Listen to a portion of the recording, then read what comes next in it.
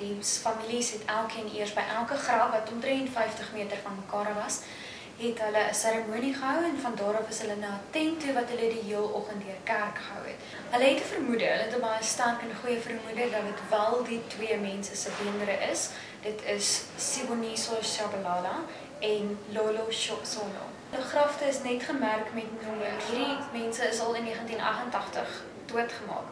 En dit was in 2003 'n direkte opdrag van die Waarheid en Versieningskommissie dat al hierdie mense opgespoor moet word en hulle oorskot aan hulle families teruggegee moet word. Die WVK het die vermiste persone taakspan op die been gebring wat spesifiek gekyk het na hierdie mense wat in die apartheidsera weggeraak het.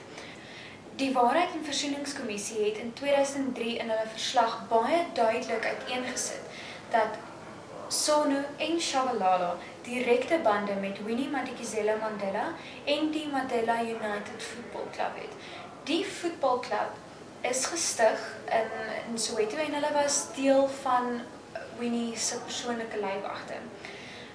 Daar is ook gesê dat die klub as 'n front gedien het vir politieke aktiviste en dat baie mense deur hulle vermoor is. Daar is Jerry Richardson wat gesien is as die afrigter van die voetbalklub en wat ook die hoofleiwag van Winnie was, het getuig by die Waarheids- en Versieningskommissie dat Sono en Shabalala is op 'n mynhoop gekry en dit is hoe hulle duidelik verbind word.